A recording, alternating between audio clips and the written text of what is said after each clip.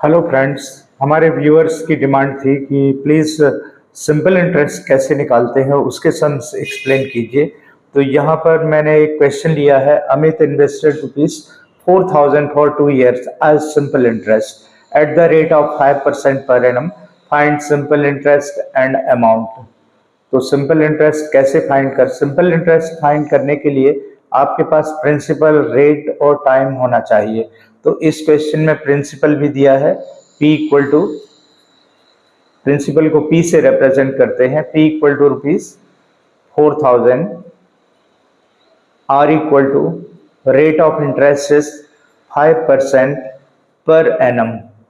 Per annum means per year. And time also given, time equal to 2 years. इतना दिया हुआ है। अभी नाउ सिंपल इंटरेस्ट और अमाउंट फाइंड करना है इसमें। तो सिंपल इंटरेस्ट का एक फॉर्मूला होता है, यह फॉर्मूला आपको याद करना होगा। Simple interest equals to P into R into T upon 100, principal into rate into time upon 100।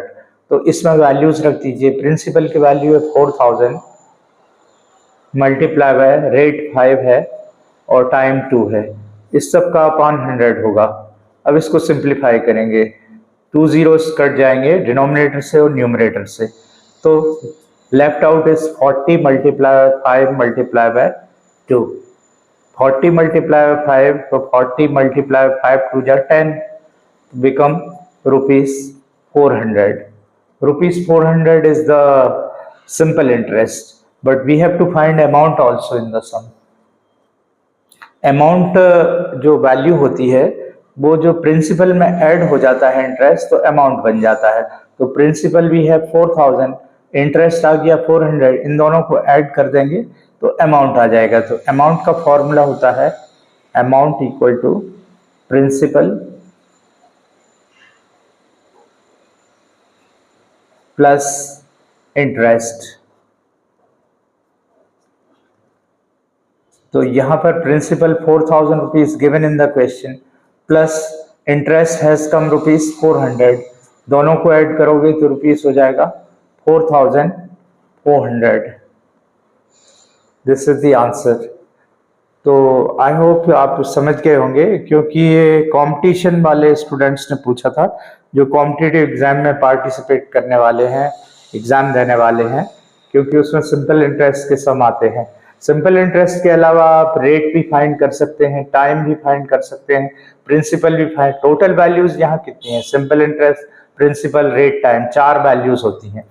4 में से यदि कोई भी 3 वैल्यूज दी हुई हैं तो आप 4th वैल्यू फाइंड कर सकते हो। चाहो तो इसी फॉर्मूले से ट्रांसपोजिंग करके, या दूसरे फॉर्मूले हैं जैसे कि rate equal to SI into 100 upon P into T, ऐसे करके फॉर्मूले, या इसमें भी ट्रांसपोज किया जा सकता है।